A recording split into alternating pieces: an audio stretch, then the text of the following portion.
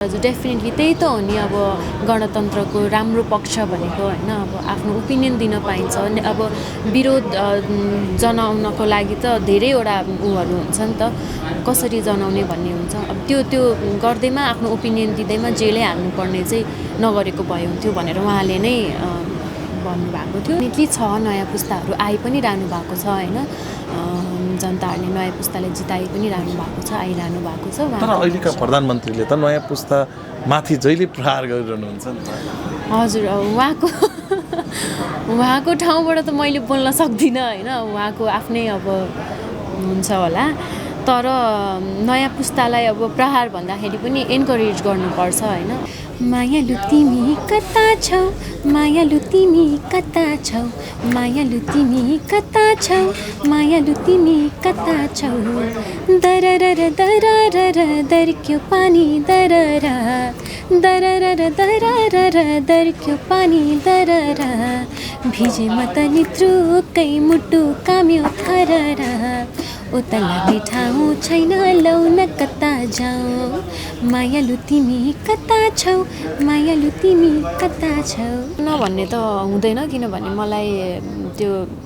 पोलिटिक्समा पनि यसो चासो चाहिँ हुन्छ होइन तर आफै इन्भल्भ भएर आफै पोलिटिसियनै बन्छु भन्ने पनि मेरो अहिलेसम्म सोचाइ चाहिँ छैन गीत सङ्गीततिर नै बढी इन्भल्भ भइरहेको हुन्छु त्यही भएर पनि अब मम्मीहरूले गरिरहनु भएको छ बाबा हुनुहुन्छ अब म त्यसरी इन्भल्भै भएर त्यही पोलिटिक्स नै गर्छु भन्ने चाहिँ सोच छैन मेरो अहिले लुकाउने ठाउँमै छैन देखाउने आँटै छैन मायाले दिएको जाली रुमाल चिनोभरिलाई दिउ त केही छैन नदिउ त मन मान्दैन यो मेरो सम्झना मायालाई के दिनु भरिलाई थ्याङ्क यू स्मिताजी स्वागत छ सम्पूर्णमा धन्यवाद तपाईँलाई अहिले भर्खरै तपाईँको नयाँ गीत आमा बजारमा आएको छ हजुर यो माता तीर्थऔँसी अर्थात् आमाको मुख हेर्ने दिनमै बजारमा ल्याउनु भयो यो आमा भन्ने शब्द र गीतसँग जोडिएर कुराकानी पनि गरौँ कस्तो भइरहेछ गीतको प्रचार दर्शकहरूले कतिको माया गर्नुहुन्छ हजुर राम्रै भइरहेछ अहिलेसम्म जति पनि दर्शकहरूले हेर्नु भएको छ उहाँहरूले रुचाउनु नै भएको छ कमेन्टहरूमा पनि अब एकदमै इमोसनल भए आँसु नै थाम्न सकिएन भन्ने खालको कमेन्टहरू पाइरहेको छु सो एकदम खुसी छु कतिपयले चाहिँ अन्तिममा ठ्याक्कै गङ्गा अर्थात् तपाईँको मम्मी जस्तो देखियो भन्नुभएको छ त्यो भिडियो हेर्दाखेरि होइन मैले अन्तर्वार्ता पनि पछि हेरेको थिएँ सँगै र भिडियोमा ठ्याक्कै तपाईँको डबल रोल हामीले गीतमा पनि देख्न पायौँ आकाशको डबल रोल पनि गीतमा देख्न पायौँ होइन यो ठ्याक्कै स्टोरी तपाईँको जीवनमा मेल नखाए पनि धेरैको जीवनमा मेल खान्छ होइन हजुर हजुर त्यही त अब एकदम रिलेटेबल सबैलाई रिलेट गर्न मिल्ने आमाको एउटा बच्चाले चाहिँ आमाको लाइफको स्ट्रगलहरू होइन हरेक फेजहरू त्यसो त्यो देखाउन खोजेको छ सो हजुर रिलेटेबल छ जस्तो यो दुर्घटनाकै कुरा जोडौँ नेपालमा धेरै पटक जहाज दुर्घटना भएको छन् धेरै पाइलटहरू मात्रै देहावसान भएका छन् कि अन्य व्यक्तिहरू पनि छन् तर त्यो पाइलटकै कथा तपाईँले समेट्न खोज्नु भएको रहेछ यो तपाईँको चाहना हो कि गीतकारको चाहना हो के हो खास मेरो भन्दाखेरि पनि यो चाहिँ डिरेक्टर सुनिल छेत्रीज्यूको चाहिँ कन्सेप्ट हो होइन मैले उहाँलाई गीत सुनाइसकेपछि उहाँले चाहिँ यस्तो यस्तो गरेर कन्सेप्ट लिएर आउनु भएको थियो 2-3वटा अनि मैले चाहिँ त्यहाँमध्येको यो चाहिँ एकदम मार्मिक खालको लागेर अनि यो सेलेक्ट राम्रो लागेर सेलेक्ट गरेको जस्तो चेतन सापकोटासँगको तपाईँको यो पहिलो सहकार्य जस्तो लाग्छ कि होइन है पहिला पनि गर्नुभएको थियो यो गीत एक्चुअली मेरो पहिलो गीत हो बाल गीत हो यो आमा भन्ने गीत चाहिँ मेरो पहिलो गीत स्मिता भन्ने एल्बमको 6वटा गीत मध्ये एउटा गीत हो त्यो चेतन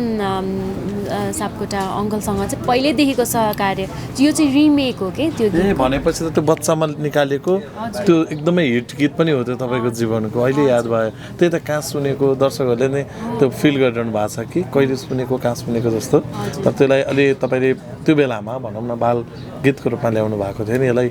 अब चाहिँ होइन अहिलेको जेनेरेसनलाई छुने गरी निकाल्नु भयो हजुर हजुर पहिला चाहिँ चाइल्ड भर्जनमा भयो मैले आफैले गाएको बच्चा बेलामा अहिले चाहिँ अब फेरि मलाई त्यो गीत चाहिँ एकदमै पहिल्यैदेखि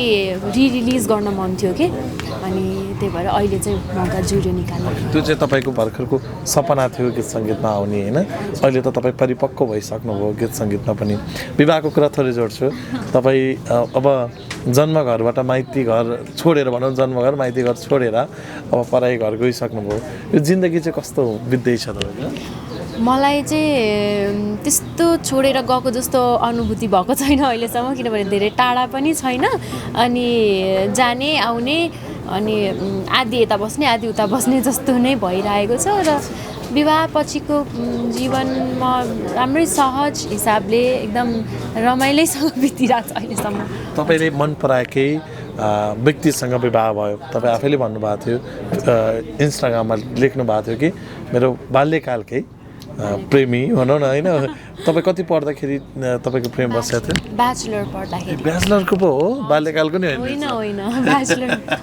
ए ब्याचलरमा भेटेको भनेपछि 2-3 वर्ष मात्रै तपाईँहरूको प्रेम हो? होइन, ब्याचलरमा भेट्यो अनि त्यसपछि 6 years प्लस भयो, 6 वर्ष प्लस। लामै हो यो 6 वर्ष, लामै हो। भनेको तपाईँको बाबा होइन मम्मी त्यति मात्र नभएर हजुरबाबासम्म र थाहा थियो कि उहाँसँग विवाह हुँदैछ? थाहा थियो, विवाह हुनु अगाडि, धेरै अगाडि नै थाहा थियो परिवारमा विवाह चाहिँ हुन्छ भनेर। जस उहाँहरूले स्वीकारिसक्नु भएको थियो। इन्टरकास्ट पनि हो तपाईँको होइन, यो चाहिँ जस्तो इन्टरकास्ट पनि एकदम भव्यसँग विवाह भयो, उहाँहरूको परिवारले नै स्वीकार्नुभयो यो विवाहलाई होइन। कहिलेकाहीँ इन्टरकास्टलाई चाहिँ परिवारसँग स्वीकार्न गाह्रो होला कि भन्ने सोच्नु भएको थियो? कहिले पनि मेरो परिवारले चाहिँ स्वीकार्दैन भन्ने त मलाई कहिले पनि आएन, किनभने हाम्रो परिवारमा धेरै जस्तो इन्टरकास्टै सबै कास्टको हुनुहुन्छ कि फ्यामिली मेम्बरहरू, सो त्यो थिङ्किङ त आउँदै आएन दिमागमा। माइजू मगर हुनुहुन्छ, सबै कास्टको हुनुहुन्छ, त्यही भएर त्यस्तो थिङ्किङ त आउँदै आयो। हजुर, भनेपछि बाबा मम्मीकै चाहिँ तपाईँलाई होइन अनुमति थियो एकदमै। विवाह पनि एकदमै हुन्छ नि परिवारसँगै भयो भनौँ न, परिवारहरू सबैसँग बसेर विवाह भएको थियो, त्यो बेला हामी पनि पुगेको थियौँ। र पछि बिदाईको समय पनि एकदमै हुन्छ नि सबैको लागि इमोसनल नै थियो। त्यो क्षणलाई सम्झिँदा ओहो माइती घर छोड्न चाहिँ गाह्रो हुँदो रहेछ एउटा छोरीले भन्ने हुँदो रहेछ। त्यो जति कन्ट्रोल गरौँ भन्ने पनि त्यो बेलामा चाहिँ कन्ट्रोलै नहुँदो रहेछ होइन। मैले चाहिँ अब बिहेको दिनमा चाहिँ म इमोसनल खालको मान्छे हो, मलाई थाहा छ, तर पनि म सकेसम्म चाहिँ रुँदिनँ। अब मम्मीलाई बाबालाई किन त्यो धेरै टेन्सन हुन्छ होला भनेर सोचेको थिएँ, तर त्यो कन्ट्रोल गरेर नहुने चिज रहेछ। लास्टमा चाहिँ अब त्यो आँसु निस्किनै हाल्यो मेरो। कन्ट्रोल गर्दा हजुर, कन्ट्रोल गर्दा गर्दा त्यो निस्किनै हाल्यो। त्यसपछिको भनौँ न, तपाईँ मात्र रुनु भएको थिएन कि तपाईँको हजुरबुवा प्रचण्ड समेत त्यहाँ रुनु भएको थियो, किनभने तपाईँलाई एकदम धेरै सायद उहाँले नि भन्नुभएको थियो पछि मैले काखमा बोकेको खेलाएको एउटा छोरी हो स्मिता चाहिँ भन्नुभएको थियो। हजुर हजुर हजुर, हजुरबासँग एकदम क्लोज, अब सानैदेखिको सँगसँगै, त्यही भएर पनि अब इमोसनली पनि एकदम अट्याच्ड म छु उहाँसँग, त्यही भएर पनि अब रुन त आयो। कतिपय हुन्छ नि जस्तो यो जिन्दगीमा अगाडि बढ्दै जाँदाखेरि अलि फरक व्यक्तिसँगको सम्बन्ध गाँसिँदै गर्दा यो परिवारसँग जोड्न चाहिँ कति गाह्रो हुँदो रहेछ? जस्तो उहाँ पनि पोलिटिकल सेक्टरको होइन नि त, त्यो पनि त्यो जोड्न चाहिँ कति गाह्रो? त्यस्तो खासै गाह्रो चाहिँ भएन, किनभने यता फ्यामिली पनि एकदम अन्डरस्ट्यान्डिङ हुनुहुन्छ होइन, एकदम सपोर्टिभ हुनुहुन्छ। अनि पोलिटिकल ब्याकग्राउन्ड नभए पनि मलाई त्यस्तो गाह्रो हुने चाहिँ भएन कुनै हिसाबमा पनि। उहाँको चाहिँ सोच कस्तो रहेछ पोलिटिकली चाहिँ? उहाँहरू चाहिँ कुन पार्टीसँग कनेक्ट हुनुहुन्छ? हामी नै भइहाल्यो नि। अब तपाईँ त्यहाँ इन्ट्री भइसकेपछि उहाँ माओवादी हुनुभयो कि पहिल्यैदेखि हुनुहुँदो रहेछ? पहिल्यैदेखि त मलाई थाहा भएन होइन, तर मसँग हामी रिलेसनसिपमा भएदेखि ऊ यतैको सपोर्ट गर्ने, अनि अहिले फ्यामिली पनि यतैको नै सपोर्ट गर्ने हुनुहुन्छ। अरू यसो बुझ्दाखेरि चाहिँ पहिलादेखि नै माओवादीसँग कनेक्ट हुनुहुँदो रहेछ उहाँहरू? माओवादी पार्टीलाई चाहिँ ठिक हो भन्ने चाहिँ हुनुहुन्छ, सोच भएको हुनुहुँदो रहेछ। जस्तो अहिले तपाईँको हजुरबाको क्रेज एकाएक बढेको छ, सोसल मिडिया हेऱ्यो भने पनि उहाँलाई माया गर्ने यति धेरै बढ्नुभयो नि होइन, यो सत्तामा भन्दा बरु बाहिरै बसे राम्रो रहेछ भन्ने लाग्छ कहिलेकाहीँ? एकदमै फिल हुन्छ। अब सत्ताबाट हटेको पनि अहिले चाहिँ हाम्रो लागि एकदम राम्रो भएको जस्तो फिल हुन्छ होइन। अब यो राम्रोको लागि नै भएको रहेछ भन्ने हुन्छ। अनि जे भयो एकदम ठिक भयो। अहिले चाहिँ अब सबैजनाले बुझ्दै आउनुभयो जस्तो लाग्छ। अब पहिला जति पनि नेगेटिभिटी थियो अहिले चाहिँ त्यो भइरहेको छ, पोजिटिभिटीमा चेन्ज भइरहेछ नि त। सो मलाई चाहिँ त्यही लाग्छ। तपाईँले चाहिँ जस्तो पोलिटिकल्ली ब्याकग्राउन्डबाटै आएको हुनाले चाहिँ तपाईँ पोलिटिकल गर्ने सोचमा हुनुहुन्छ कि पोलिटिसियन बन्ने सोचमा हुनुहुन्छ कि या होइन आर्टिस्ट नै ठिक छु, मम्मीले गरिरहनु भएको छ होइन, अब ठुलमम्मीले गरिरहनु भएको छ, हजुरबाले गरिरहनु भएको छ, म पोलिटिसियनमा जान्न भन्ने के छ? जाँदै जान्न भन्ने त हुँदैन, किनभने मलाई त्यो पोलिटिक्समा पनि यसो चासो चाहिँ हुन्छ होइन। तर आफै इन्भल्भ भएर आफै पोलिटिसियनै बन्छु भन्ने पनि मेरो अहिलेसम्म सोचाइ चाहिँ छैन। गीत सङ्गीततिर नै बढी इन्भल्भ भइरहेको हुन्छु। त्यही भएर पनि अब मम्मीहरूले गरिरहनु भएको छ, बाबा हुनुहुन्छ, अब म त्यसरी इन्भल्भै भएर त्यही पोलिटिक्स नै गर्छु भन्ने चाहिँ सोच छैन मेरो अहिले चाहिँ। भनेको तपाईँको त्यस्तो गहिरिएर त्यता जानु चाहिँ भएको छैन, तर आन्दोलनतिर कहीँ पऱ्यो भने तपाईँ झन्डा बोकेर चाहिँ गएको देख्छु। जान्छु, त्यो त जान्छु मजाले। अब त्यो त सपोर्ट गर्ने ठाउँमा म गर्छु होइन। तर आफै चाहिँ अब नेत्री नै बनेर जान्छु भन्ने सोच अहिलेसम्म आएको छैन। मम्मीलाई चाहिँ कतिको फोर्स गर्नुहुन्छ तपाईँले? बाबा त राम्रै सांसदै बनिसक्नु भएको छ होइन, मम्मीलाई पनि यसो ठुलमम्मी जस्तै गएर काहीँ मेयर उठेर नत्र भने होइन या सांसद उठेर आउनु पऱ्यो भन्नुभएको छैन? मैले त्यस्तो भन्दिनँ मम्मीलाई। अब किनभने मम्मीले अहिले बाबासँगै हुनुहुन्छ, बाबालाई नै सपोर्ट गरिरहनु भएको छ र पछाडि नै बसेर अब बाबालाई सपोर्ट गर्ने चाहिँ गर्नुहुन्छ होला सायद मम्मीले। मैले मम्मीलाई त्यस्तो पोलिटिक्समा जानुपर्छ भनेर त भनेको छैन मैले। तपाईँको बिहेको अलिकति थोरै कुरा जोड्छु, त्यसपछि गीतमा आउँछु। विवाहको समयमा भारतको प्रधानमन्त्री नरेन्द्र मोदीले पनि तपाईँलाई विस गर्नुभएको थियो, त्यहाँका एकदमै स्टार आर्टिस्टहरूले पनि तपाईँलाई विस गर्नुभएको थियो, त्यो एकदमै मिडियामा पनि सर्वत्र आएको थियो। विवाहको 1 विक लगभग मिडियाभरि तपाईँको हेडलाइन बनाएको थियो होइन, त्यसले चाहिँ कति खुसी लाग्दो रहेछ? राम्रै लाग्यो। अब भारतको प्रधानमन्त्रीले विस गर्नुभयो होइन। हामीले चाहिँ त्यो पहिला अब बाबा पछिल्लोचोटि प्राइम मिनिस्टर हुँदाखेरि चाहिँ त्यतिखेरको सम्बन्ध एकदम राम्रो भएको थियो उहाँहरूमाझ। त्यो भएको भएर चाहिँ इन्भिटेसन उहाँलाई पनि अब आउनु त अभियसली त्यो हुने कुरा हुँदैन सम्भव, तर पनि फर्मालिटीको लागि पनि इन्भिटेसन चाहिँ गर्ने भनेर यताबाट पठाइसकेपछि चाहिँ उहाँले एकदमै काइन्डली हुन्छ नि कङ्ग्रेचुलेसन्स भनेर त्यो पठाउनु भएको थियो,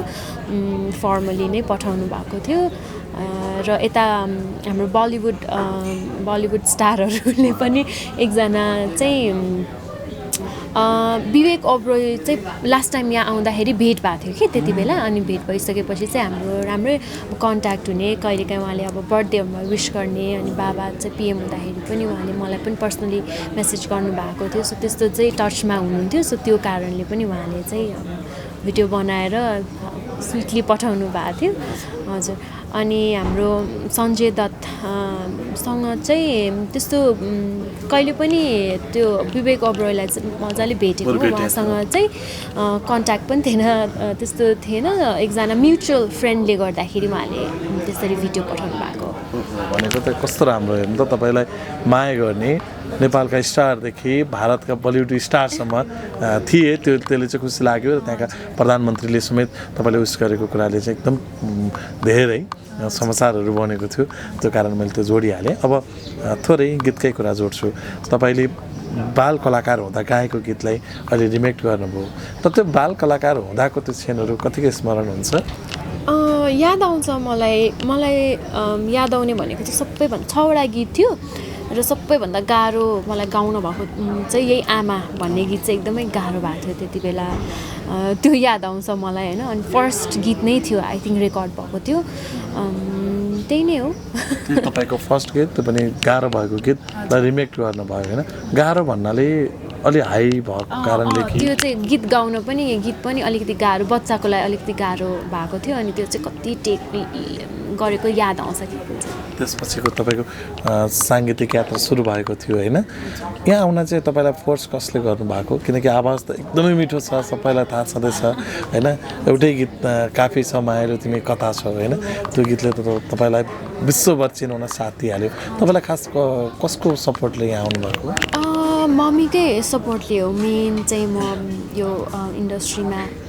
आएको भनेको म बच्चै हुँदाखेरि खासमा यो एल्बम निकाल्ने अथवा सिङ्गर बनिहाल्ने सोच्दै थिएन मेरो पनि थिएन मम्मीको नि सिङ्गर बनाइहाल्छ छोरीलाई भन्ने चाहिँ थिएन पहिला त अब सिक्नु पर्यो भन्ने थियो पहिला होइन अनि सिक्न जाने क्रममा चाहिँ मेरो मामाको पनि ठुलो हात छ यसमा चाहिँ मामाले चाहिँ सरोज रोली उहाँलाई चिन्नु भएको रहेछ अनि उहाँले चिन्नु भयो होला उहाँ यही फिल्डको हो उहाँले तिमीलाई कहाँ प्र्याक्टिस गर्दा ठिक हुन्छ भनिदिनुहुन्छ भनेर त्यो क्रममा भेट्न जाँदाखेरि चाहिँ अब एउटा स्टुडियोमा भेट्न बोलाउनु भयो उहाँले मलाई अनि त्यसपछि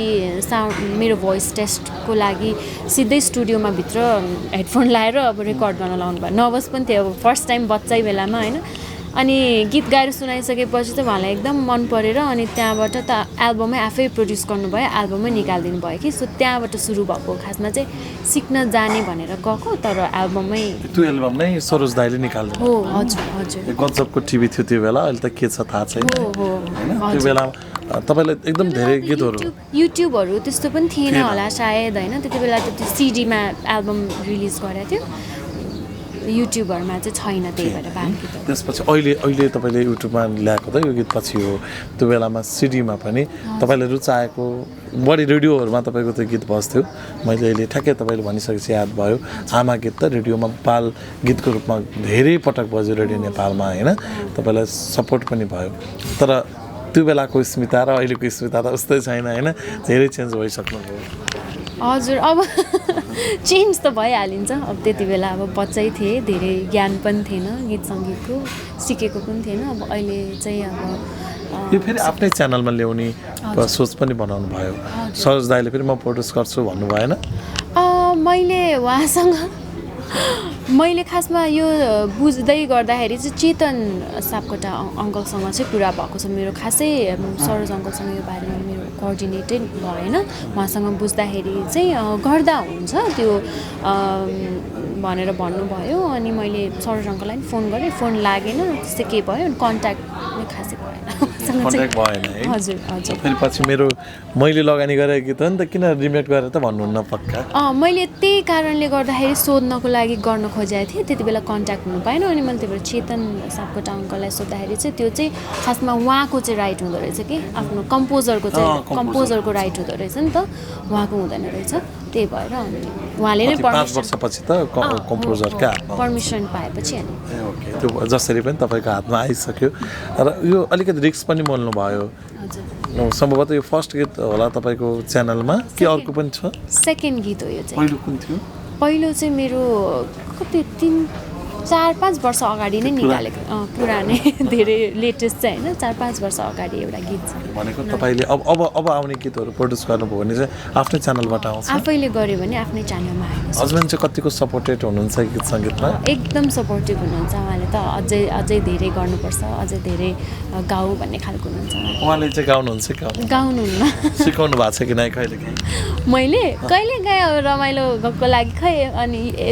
एक लाइन गाएर खै यसरी गाउनु त भनेर भन्छु त्यति हो त्यो सिकाउने भनेर पुरै त्यो गीतहरूमा त्यो खासै छैन आफूले चाहिँ गाउन इन्ट्रेस्ट गर्नुहुन्न के उहाँको एकदमै चाहना चाहिँ के रहेछ तपाईँको हस्बेन्डको उहाँ बिजनेस फिल्डमा हो होइन बिसाइड्स द्याट अब यस्तो स्पोर्ट्सहरूमा इन्ट्रेस्ट राख्नुहुन्छ बास्केटबलहरूमा राख्नुहुन्छ गीत सङ्गीतमा खासै राख्नु हुँदैन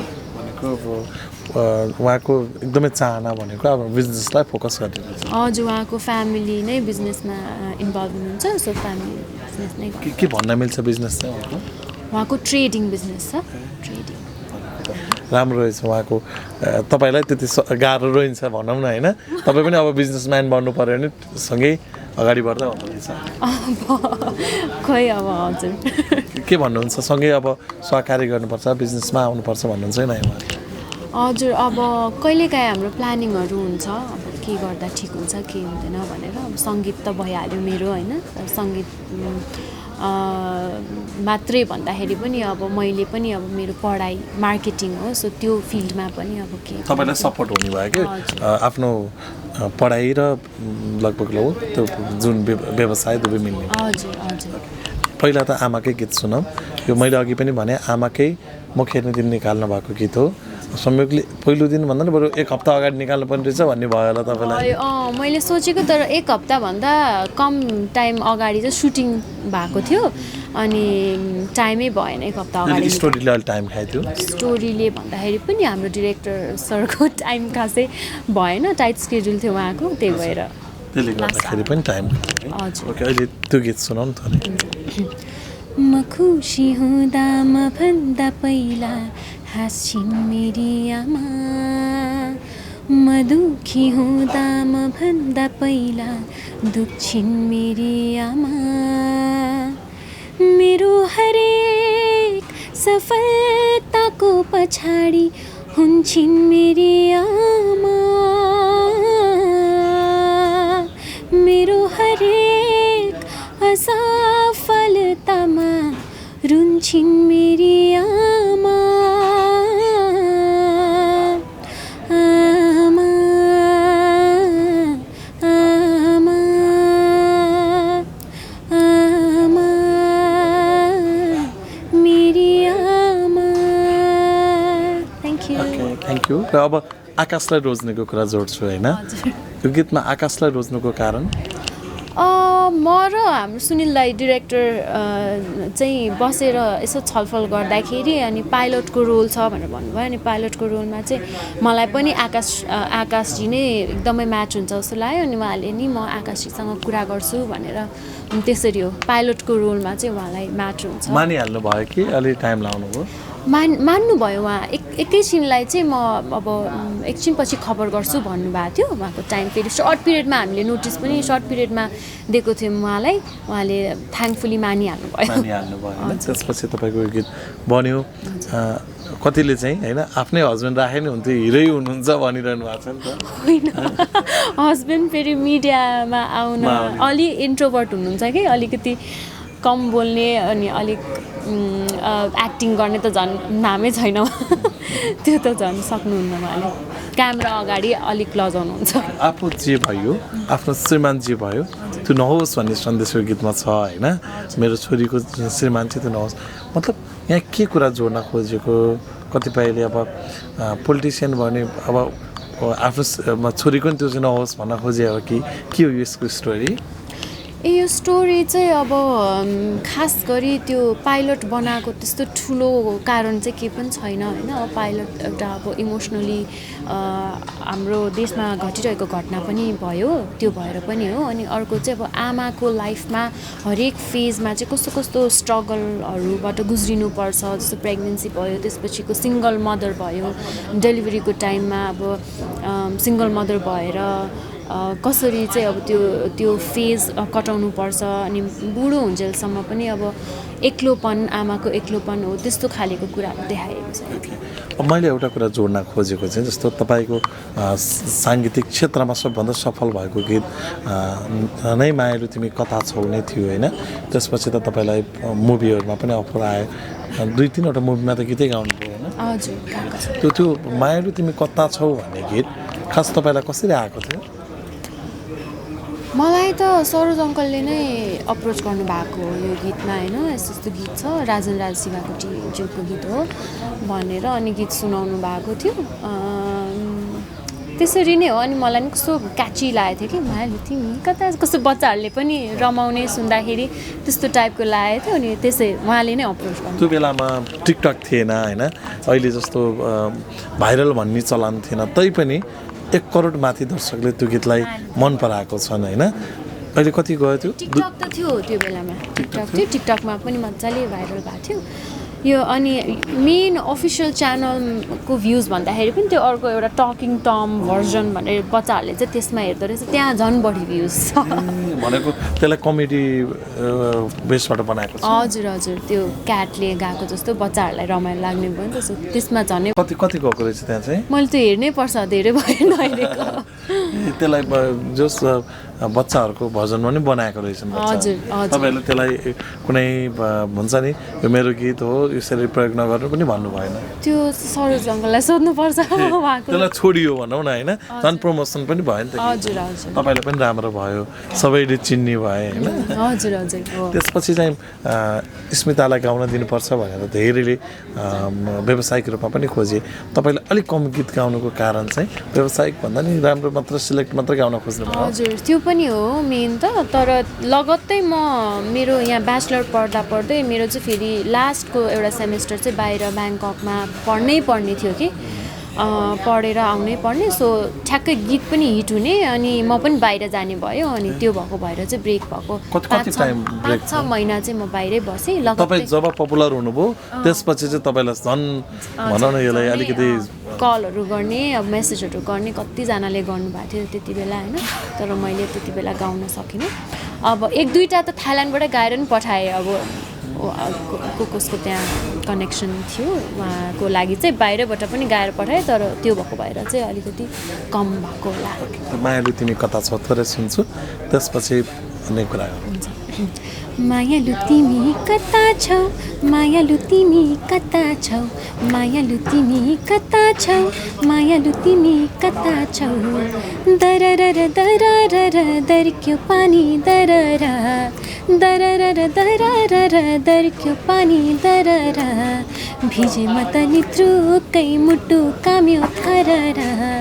उता लाग्ने ठाउँ छैन लौ न कता जाऊ मायालु तिमी कता छौ मायालु तिमी कता छौ मायालु तिमी कता छौ जस्तो यो गीतहरू तपाईँ गाउनुहुन्छ नि तपाईँले त बाबै भन्नुहुन्छ हजुरबालाई होइन प्रचण्डलाई कहिलेकाहीँ तपाईँले आफ्नो गीत सुनाउनु भएको छ एभ्री टाइम आफ्नो गीत त सुनाइरहेको हुन्छु उहाँले पनि हेरिरहनु भएको हुन्छ के भन्नुहुन्छ उहाँले हेर्नुहुन्छ उहाँले अब आफ्नो ओपिनियन दिनुहुन्छ राम्रो छ यो राम्रो यो अब कुनै राम्रो लागेन भने यो चाहिँ अलिक ठिकै छ भन्नुहुन्छ कुनै गाउँ भने शब्दहरू जस्तो देखाएर यो गीत गाउँ कि नै भनेर प्रचण्डले सोध्नुहुन्छ त्यो चाहिँ मैले छैन सोधेको छैन किनकि तपाईँले त्यस्तो खालको नराम्रो अफर पनि आउँदैन हजुर त्यस्तो नराम्रो गीत गाउने भन्ने पनि अब त्यस्तो हुँदैन होइन अब रिलिज भइसकेपछि चाहिँ म सुनाइरहेको हुन्छु भिडियोहरू देखाइरहेको हुन्छु सबै हेर्नुहुन्छ है जस्तो कहिलेकाहीँ यो गीतमा चाहिँ कमरेड प्रचण्डलाई सुहाउँछ भनेर खेलाउनलाई तपाईँले चाहिँ अनुरोध गर्नुभएको छैन है खेलाउन कहाँ छैन त्यस्तो त कतिपय हुन्छ नि यो गीत सुहाउँछ भनेर खेलाउने पनि गर्छन् नि आफूले होइन तपाईँले त्यो कहिले नि सोच्नु भएन या उहाँले नि खेल्न चाहनु भएन भिडियोमा देखाउन कुनै गीतहरूमा त्यो सोच्नु भएको छ एउटा गीत फ्यामिली गीत बनाएर फ्यामिलीलाई पनि देखाउने सोच्नु भएको छैन त्यस्तो त छैन जनवादी गीतको कुराहरू पनि आउँछ नि होइन प्रचण्ड त जनवादी गीत सुनेर आउनु भएको व्यक्ति पनि हो इभन हजुरको मम्मी पनि होइन जनवादी गीत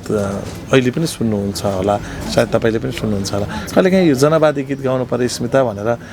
प्रचण्डले भनेको छन् कि छैनन् जनवादी गीत नगाएको पनि होइन मैले गाएको छु पहिला युट्युबमा नभए पनि थुप्रै गीतहरू गाएको छु पार्टीको गीतहरू गाएको छु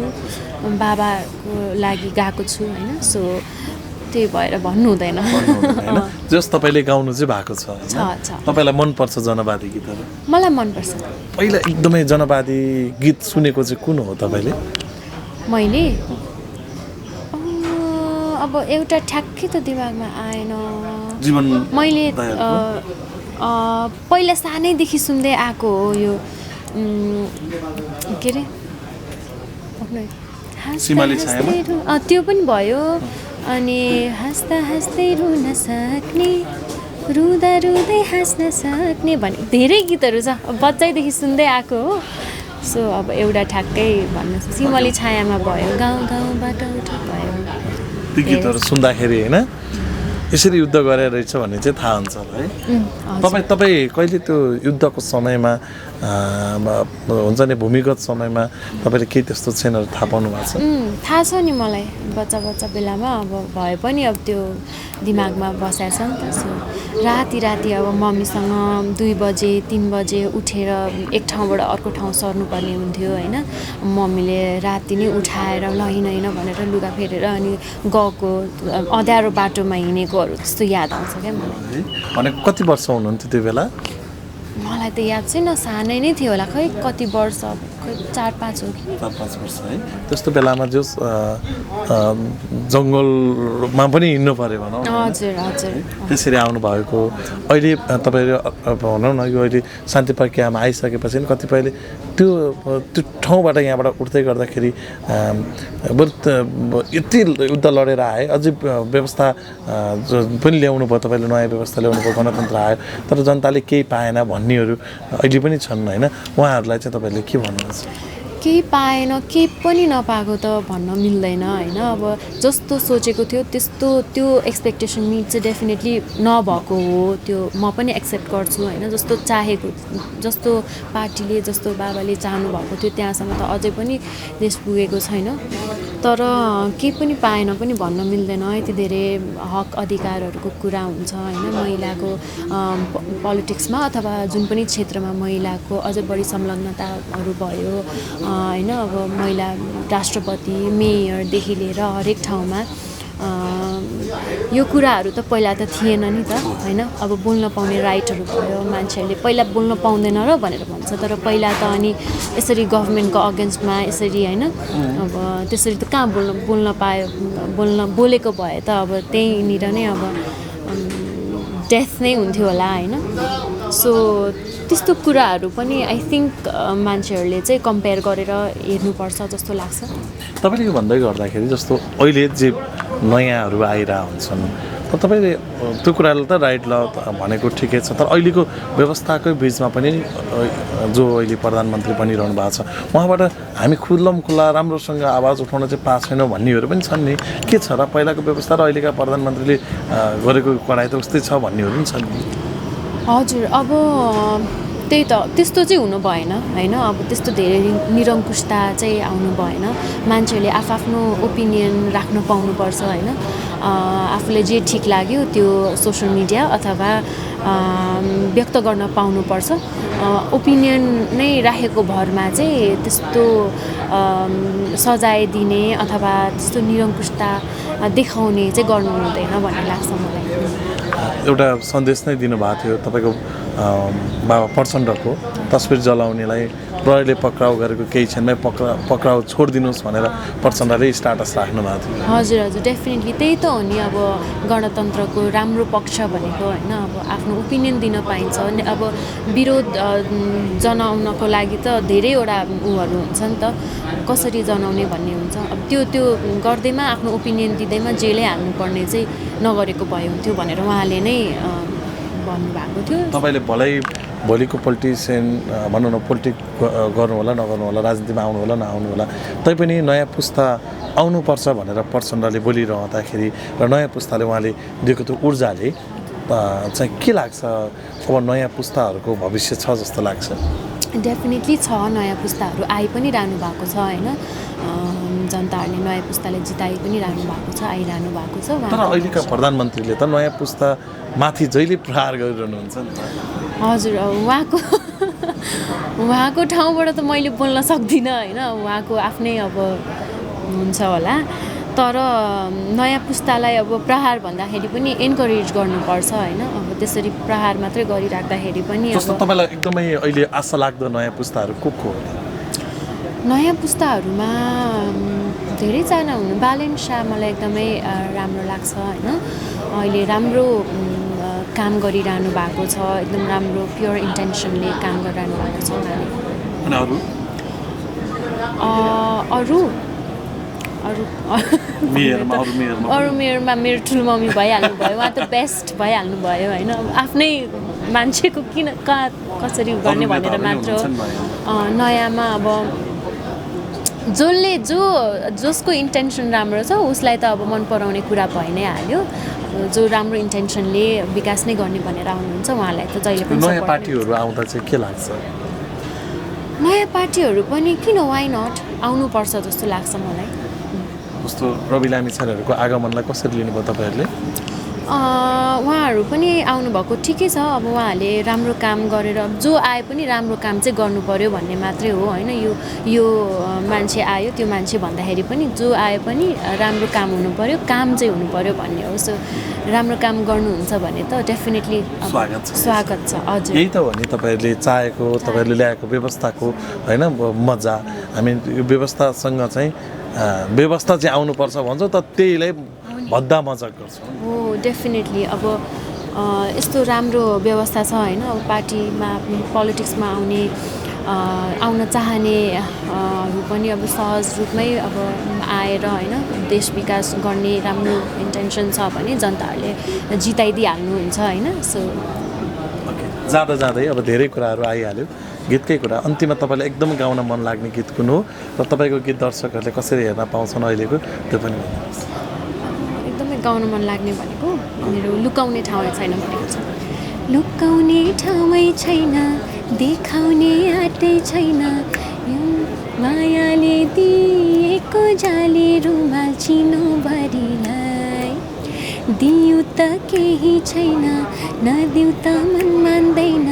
यो मेरो सम्झना मायालाई के दिनुभरिलाई थ्याङ्क यू